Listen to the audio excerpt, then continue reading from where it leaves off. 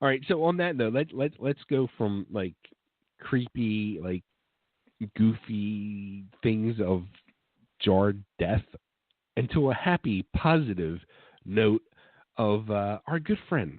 I'm pretty sure this is her. Let's welcome her back to the show. It's been a while. Is this the one and only Krigare? Of course it is.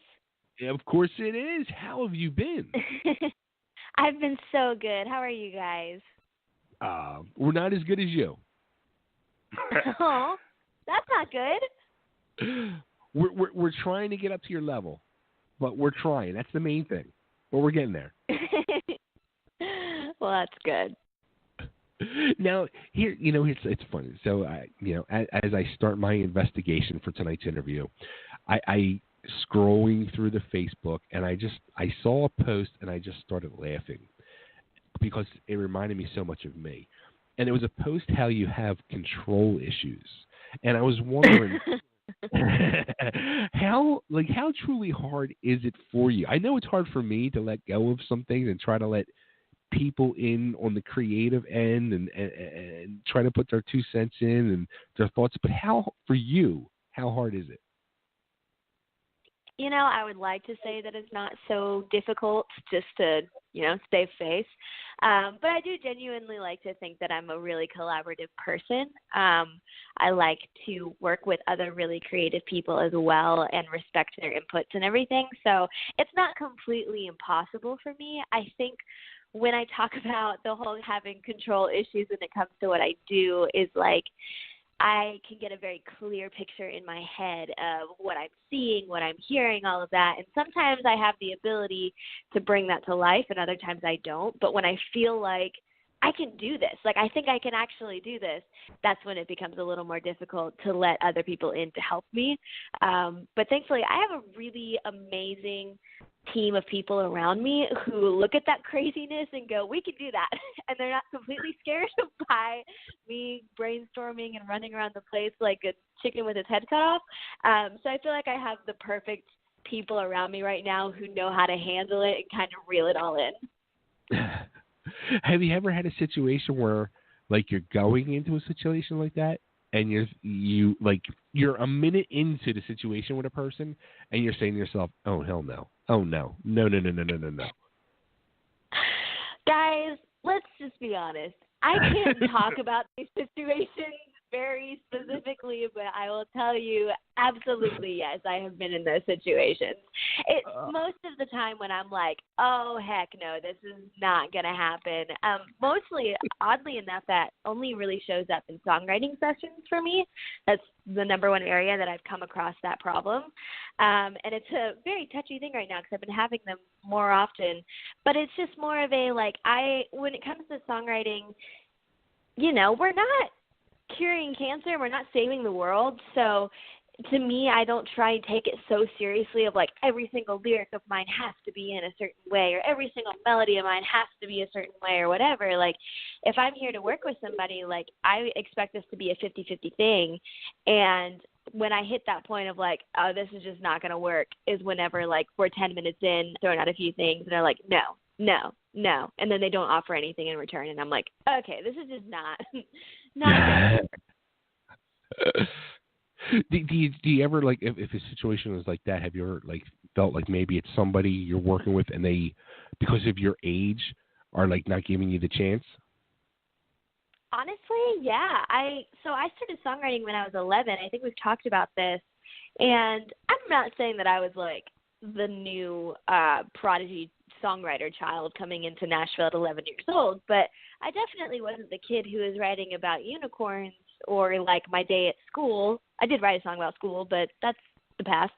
And, I was wanting to write about real things, and I feel like I had really good ideas, and there were multiple sessions that I would walk into from the ages of like 11 to 14 where people would be like, okay, so we wrote this song for you. And I'm like, but I came here to write, like, that doesn't make any sense. Or they'd kind of tell me, like, oh, you can just, like, sit still, look pretty, like, sit in the corner, and, like, we'll figure this out for you. And it's like, that's not what I'm here for. Like, this isn't what I do. So, yes, I've absolutely experienced that. And I think, honestly, nowadays it's it's kind of been the first experience for me of just some really unfortunate relationships with some dudes of just like them really wanting to dominate the room. And I'm just not about that, and I've never been about that. And I honestly am so thankful that I haven't had to be in many circumstances like that. It's really only been this year that I've been experiencing it. But yeah, I think every day brings on a new challenge of how to handle the politics of working with people, and I'm trying to take every day that I can to learn from the last one. It's amazing. You truly are. You're so mature for your age. I mean, you fit so much into your age. You know what I mean? Like, Thank you. You're more mature than myself. I will definitely admit that. Oh, I doubt it. Trust me, I can put on a pretty good face when it comes to work. I'm pretty stupid whenever I'm back home. but this, I mean, let's face it. This is, as much as it's hard to admit, this is truly work. This is work for you. And is it hard to like consider like this is actually my job? Some days, because my quote job is pretty freaking amazing. Like, I get to make music and I get to travel the world. Like, that's the dream for me. So some days I'm like, I can't even believe that I get to consider this a job. Like, that's ridiculous.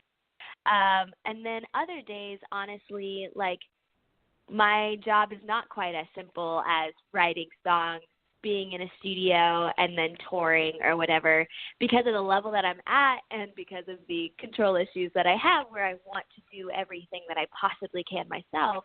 You know, I'm not only in the songwriting session and then recording vocals, but I'm also managing all of my social media accounts, and we have to have enough content for that, and I have to keep educating myself on hashtagging and geotagging and what's working and what's not working, and working with other companies to get brand placements, and we're emailing, you know, licensing companies and doing radio interviews, and I also like rehearse my band, and I built my tracks rig, and I'm building the tracks for our show, and we then have to get all of our merchandise together, and we have to get the van ready, and you know, there's a whole long list of things that go on behind the scenes that definitely do make it feel like a real job.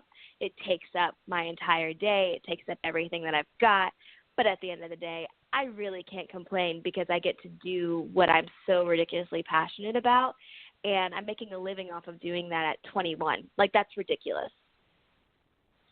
Yeah, it's really amazing. And everything, how you just said it there, like, that's the things, like, people don't understand what's really going on. Like, it's a difference between writing a song, recording a song, performing a set of music live. But you said one word there. I'm like, people are probably like, they have no idea what that is. But the geo word, you know what I mean? Like, geotagging. Yes. It's a whole thing. People just don't understand all the true work that goes on behind the scenes. Yeah, and honestly, like, you know, when you look at the Taylor Swifts of the world and whatever, they have entire companies doing single jobs like that and doing the absolute best of it. And obviously, the goal is to be able to get to that point, because the less that I'm having to do on the technical side of things, the more my brain is able to flow creativity better.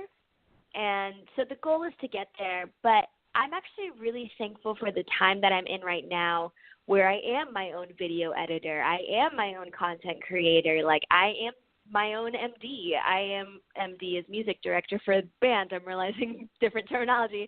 And I'm able to do those things, and I'm learning so much along the way that really helps me to respect those jobs, so that when people come into my life and into my team and into my business who are going to take over those things, I feel like I'll have a better respect for the hard work that they're doing, instead of being like, oh, well, that person's just on Instagram all day long. Like, I understand what goes on behind that and what goes on for my engineers in the studio and them comping vocals. And the vocals for Take On Me, I actually recorded myself and I comped them myself, which is, you know, going through all of the takes and picking out the best ones, and did the majority of the tuning myself. And like, this was a very, very hands-on project for me. And I love knowing all of it.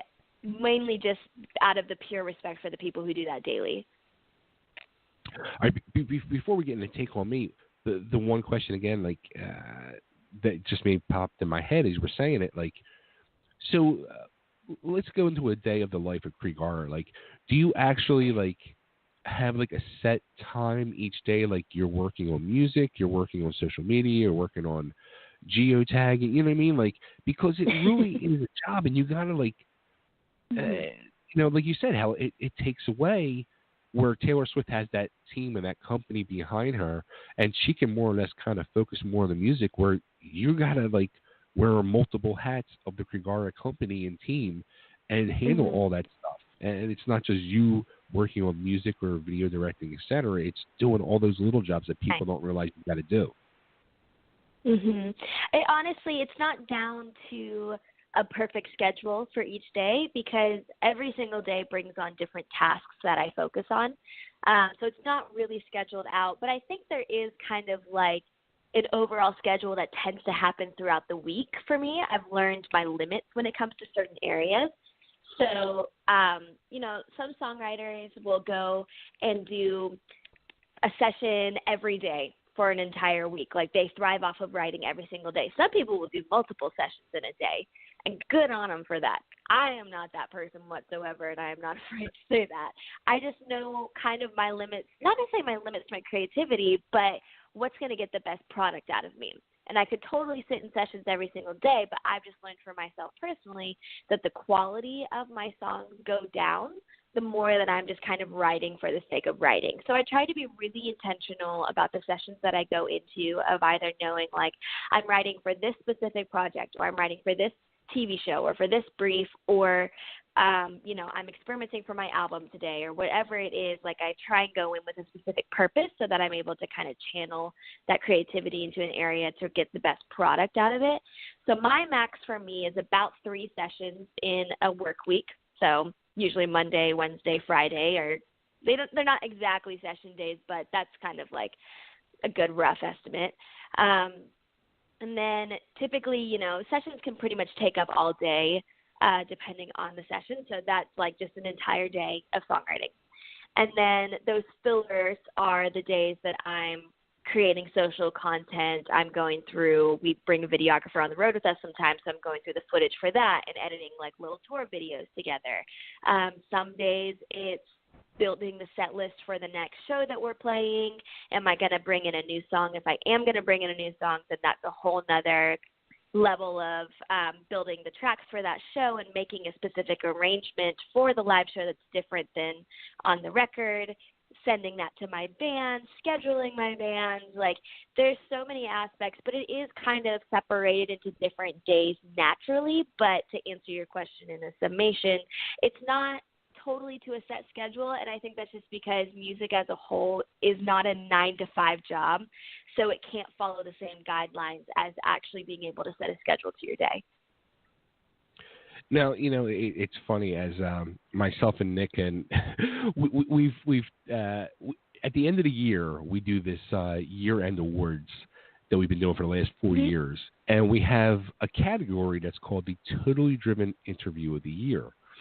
And so it becomes down to like we've been pretty much in agreement over a few of them, but we were fighting over the one this year.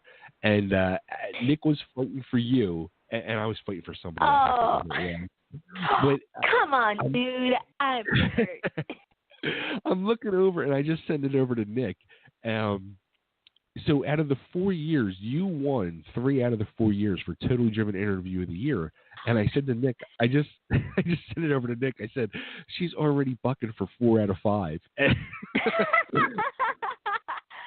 Oh my gosh, guys, can you believe how long we've been doing these interviews for, and how much has changed since the very first time that we did these interviews?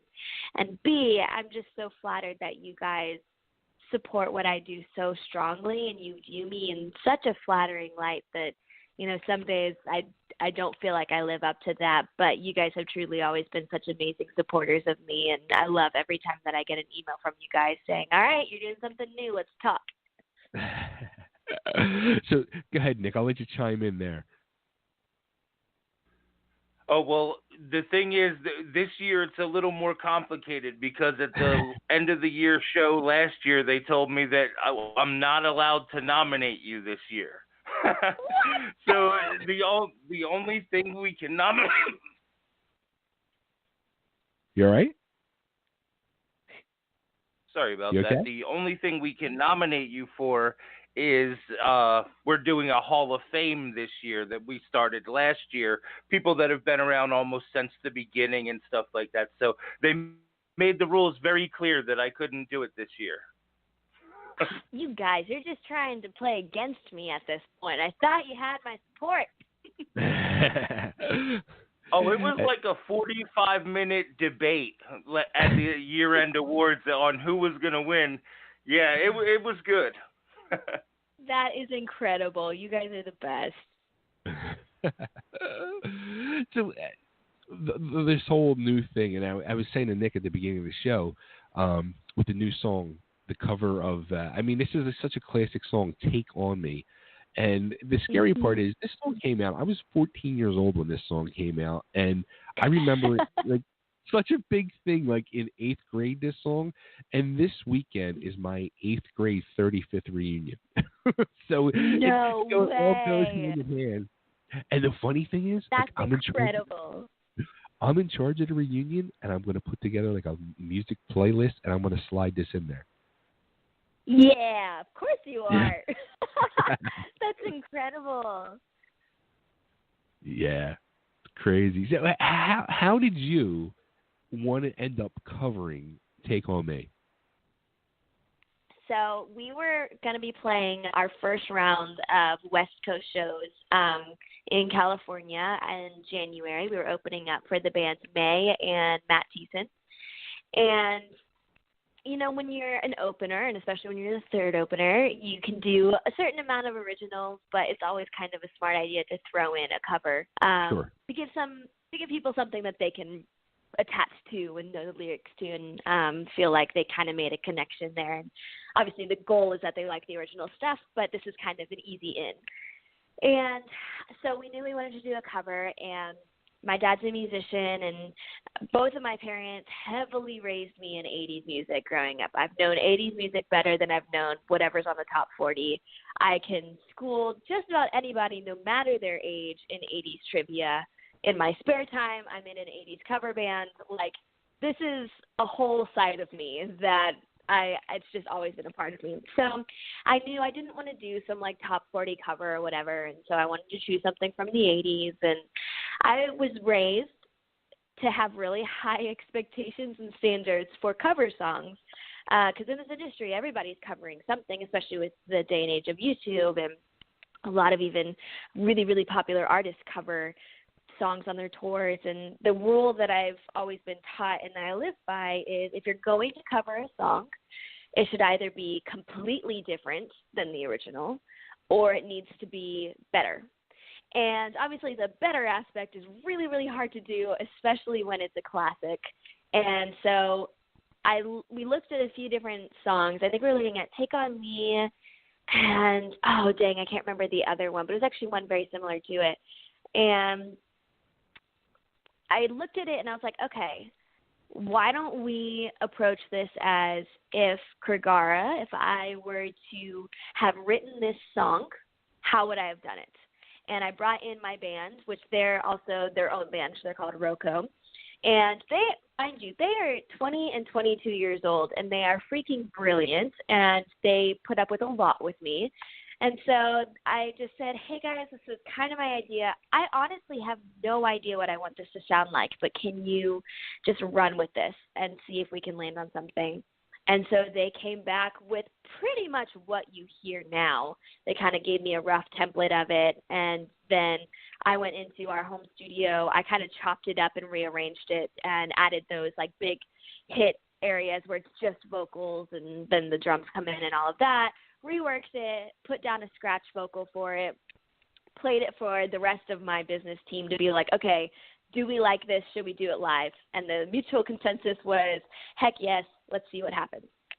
So we go and do our West Coast run, And the audience reaction to that cover was the most satisfying thing I have ever experienced. People just loved it, and it did exactly what I wanted it to do, because not only was I able to get my sound across, but I was able to reinvent something that everybody knew so well, and able to kind of basically cross brands with this. So once that was done, we were on our three-day drive back from California in our van, and that's when we were like, okay, let's actually fully produce this, and let's release it, and let's release the music video. So we kind of made the whole plan in the van ride back, dreamt up the music video, and then everything went into play from there. And one of the best live stories that I have for you is right before we were releasing it to all the major streaming sites, we played this show in Troy, New York. It was a college show. And we threw the cover in there because, you know, we needed a long set, and it was a new cover that we were doing. And I was not expecting a college crowd to really respond to an 80s song because, like, I know I was raised in it, but I don't know if they would be as quite familiar with it. So I didn't introduce the song with the title. I just said, here's a cover that we've most recently done. We've reimagined it. We hope you like it. We do the song. Last note hits. Singing the last big high note, everything ends. Hopefully, cue the applause, right? 10 seconds go by of pure silence, and I'm panicking. I'm like, awkward. What? Awkward. This went terribly. Like, what are we doing? And I said in the microphone, I was like, did you guys like it?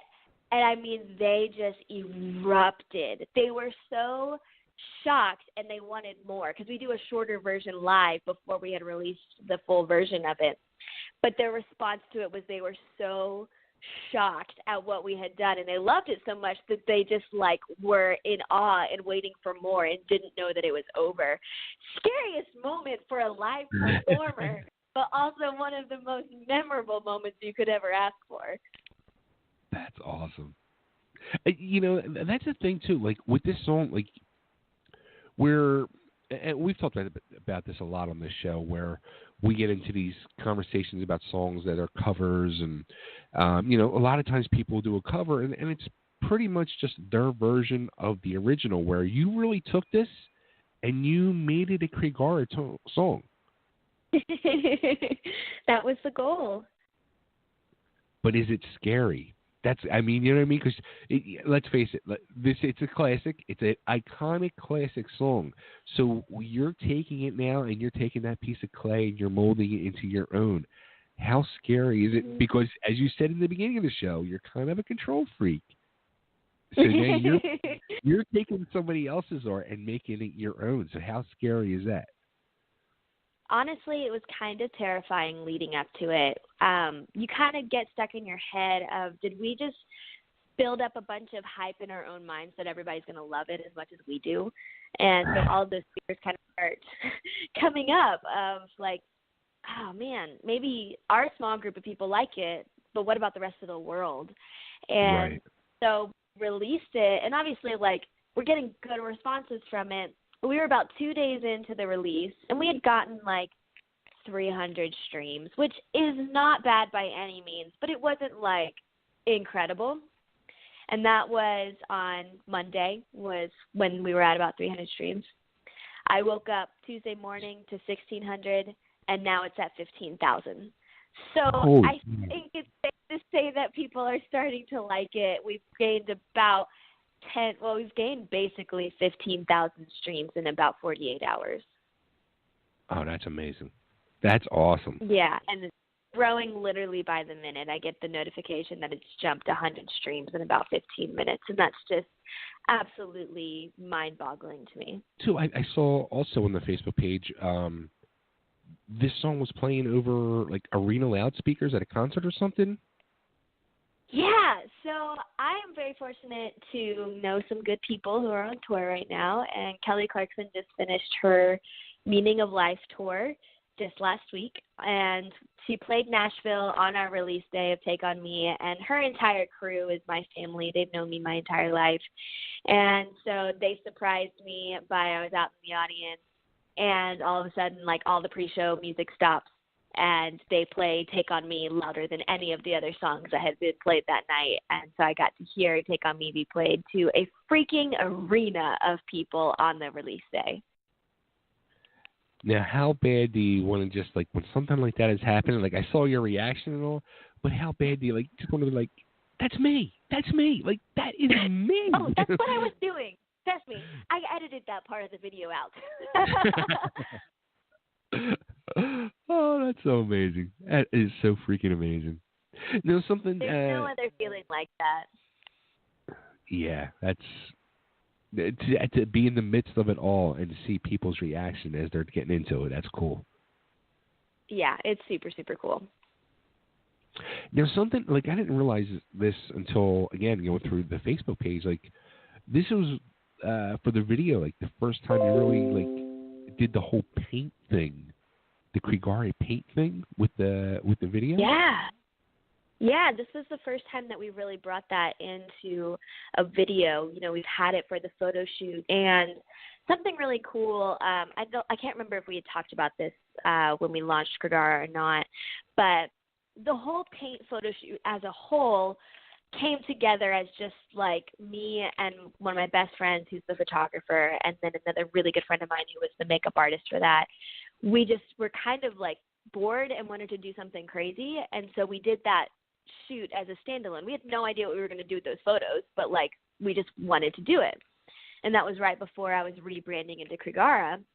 And so that was the last time that we had ever done the paint.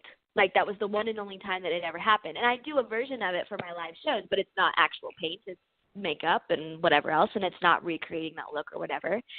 And what was really special to me is this video shoot was almost, I want to say it was 3 years to the date of that photo shoot. And I had my original photographer there, and I had the original makeup artist there who did the paint, and she did a new version of it for this video, kind of as we're reimagining this cover, we're reimagining the paint look as well.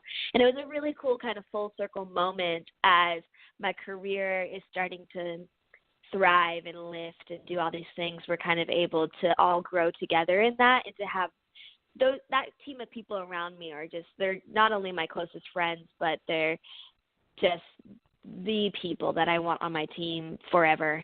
And so to have them be there, who were the original creators of this whole thing, be there for that day and bring a whole new life to it was so special. That's awesome. Now the thing I got to ask too, like with that whole thing, like I was seeing like all like the behind the scenes videos and stuff like that. And I don't know, maybe it's just me, but like the thing that kept popping in my head was David Bowie. We get that one, surprisingly. And you know, it's funny. We just found this out about last year. I have something called Horner syndrome, which is one of my eyes kind of droops down a little bit lower than the other. And actually the dilation in my right eye, you'll notice, gets really contracted and really small, while the one in my left eye will get really, really big. And the moment that you notice it, like you can look back in photos and you'll be like, oh my gosh, I've never noticed that before. And it's really freaky looking. Unfortunately, it was a side effect of a surgery that I had undergone during all of my cancer stuff. They bumped a nerve and such, you know, so goes life. But it's called Horner syndrome. Now, that happened to me when I was 16. I don't know what happened to David Bowie, but turns out he had Horner syndrome too, and that's why he had two different colored eyes.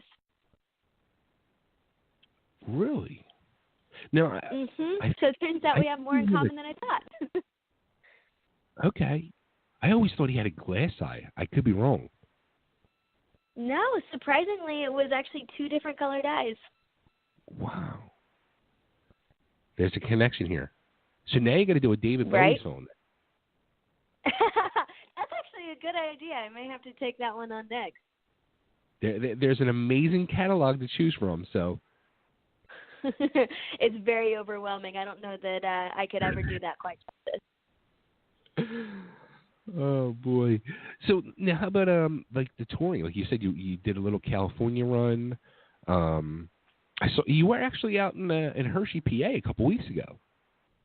I was. We were doing a college conference out there and got to experience that for the first time. We were only there for literally like 48 hours drove there, drove back kind of a thing. But yeah, we've been kind of touring on and off, doing a lot of college shows, doing different conferences, kind of trying to get more club dates in between. And we have a few things in the work right now that we're trying to solidify and get some really cool shows going. But yeah, I'm really wanting to kind of take that to a whole new level. And my goal for this year is to actually get on a decent artist tour, and to open up for somebody great. And for me, if I could speak anything into existence, and if anybody is listening who wants to make this a reality for me, my dream goal would be to open up for 21 Pilots on their U.S. run that they're coming back for this summer, because I saw them last fall, and it was legitimately a life-changing experience for me as an artist to watch their show for the first time, and it completely changed the way that I handle my show. It caused me to program my own light show that we now use, and it was so life-changing for me that, like, that's our goal for this year, is to really get touring to pick up and to get on a really solid tour and finally get to meet more of the faces that are listening to these songs on Spotify every day. Yeah, like, I mean, that would, like, change everything. I mean, getting on, like, a tour like that and, you know, being out there for, 30, 60, 90 days, that would just change the whole dynamic of Krigare. Yeah, but that's been the goal all along. I've had that goal in mind forever of, a lot of people ask me, what is your definition of success?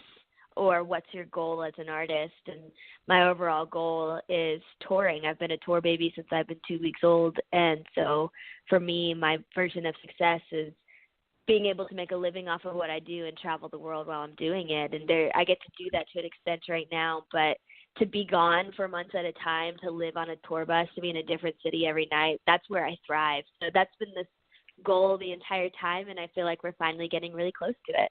It's weird, like, as I was growing up in the 80s and 90s and wanting to be like that quote unquote rock star of the day, and that was like the dream, like, you know what I mean, to be on that tour bus and this and that. Now that I'm closing in on the age of 50, I think to myself, oh hell no, like, I want no parts of that. Right. It's definitely not for the faint of heart. It's some people, they thrive off of it. Other people, it's their version of living hell. Like, it's the worst thing ever to them. And I think it's literally all I've ever known. And life without it is completely boring for me. And I couldn't imagine that not being where I end up. Sure. So can we expect, not saying it's going to be David Bowie, but more little, cover songs like this in the future to keep stuff flowing out there, or another EP, or what do you think? That's a really good question. I had a collaboration with an artist known as Unsecret that came out just a week before Take On Me, and we have another collaboration with him coming out in about 2 weeks. So we have a good amount of collaborations that are kind of coming that is helping keep the music flowing throughout the year. As for the next project, I'm actually in the studio this week working on some really cool things for that. I just flew back from New York a few hours before calling here from doing some sessions out there. So music is definitely in the works, and I think right now it's that experimental phase of this last album that I released was so cool and so impactful to me, and was here is the Krigare sound. And now it's just building off of that of, okay, I did that and all those sounds are there. Now how can we take what I do and bring a whole new life to it and to bring something different to it? And so that's the experimental process that we're in right now. So I can't make promises for when you'll get to hear what we're working on, but I can make promises that it's definitely something really special and something very new. And I really can't wait for everybody to hear kind of the craziness that's been going on in my head.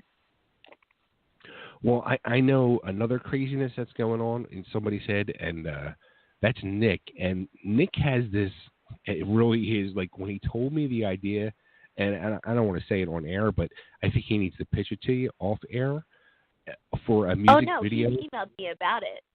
Oh, for the music video. He sent me something else that was already super amazing, but now you got me intrigued. This like music video, like, when he like broke it down and explained it to me, like, I literally sat there with my mouth open, like, oh my God, because it's so powerful in what's going on awesome. in today's world and climate. I was like, oh my God, like you gotta talk to her. You guys gotta make this happen. Nick, you have my email. Just send it over. Did you guys have no idea how hard it was for me to send that initial email over? Like I sat on that for literally 2 months before I sort of got up the courage to put it out there in the world. So yeah. Someday. Well, I can promise you, getting that email from you, I'm sorry to everyone who's listening who's like, what are they talking about? But getting that email from you was honestly one of the most touching things and one of the most special emails that I've received. And I'm sorry for being a horrible human being and not being able to fully process it all yet.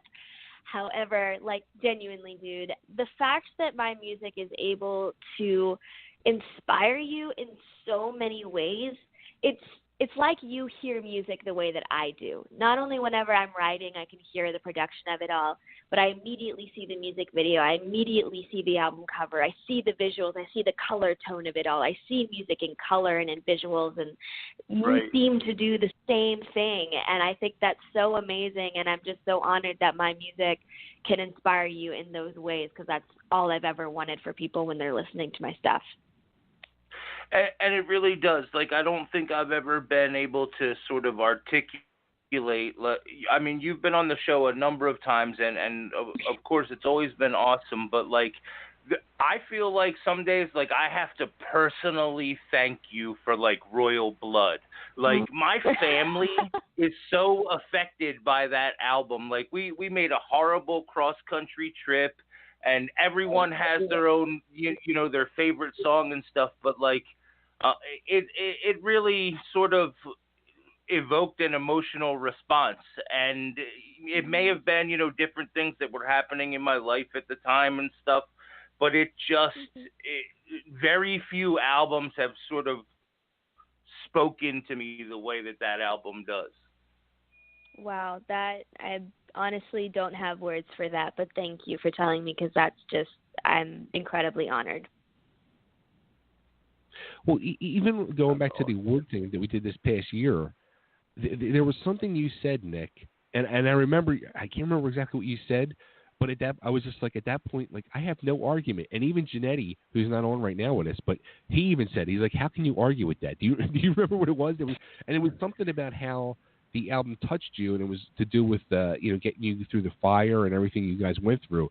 But you said something. It was me and I was in the hospital room with my sister, and even though I had heard the song before and it was sort of related to something else, I was playing music for her, and she was non-responsive, but she was in a coma, and we were listening to the song "Let Go," and just it was just so emotional for me, because I was in a way hoping that she could hear me talking and share this with her, but she was dying, and it really sort of it was just a perfect timing situation where, like, the album really got me through her death. Like, I was able to process a lot of how I was feeling with certain songs, and even though they had related to different things in the past, in that moment I was, again, like I said, it was just really a true emotional connection to the music, and that's I'm pretty sure that's what it was. Wow, I'm honestly speechless. That's more than I could ever ask for a purpose for my music. And I've told you guys this multiple times before, like, performing on a stage is super cool, and having recognition is super cool, and being able to live the superstar life at times is really cool, but I'm in it for reasons like that. And I don't always get to hear all the stories behind when people listen to the album, or what every stream means, or any of that. But to get to hear stories like that just fuels me even more of just going, this is why I do what I do. And if these weren't the responses that people were getting, then I wouldn't be doing something right. So thank you for sharing those with me, because that's just so incredibly powerful. awesome. So, all right. So, where should we send everybody to be able to take on me and learn more about Krigare and everything you're up to and keep up to date? There's a universal link on my Facebook page, on my Twitter, and on my Instagram that will send you to all of the streaming profiles at once, so you can kind of pick your choice. And the music video for Take On Me is on my YouTube channel, so it's all accessible and it's all available now. That's awesome. Krigare, this is always a pleasure. It's love talking to you. Congrats on the new single, and we can't wait to see what you're up to next. Thank you guys so much for having me again. It truly is always a pleasure. And we'll let you know where to accept your next award, too. Yeah, sounds like a plan.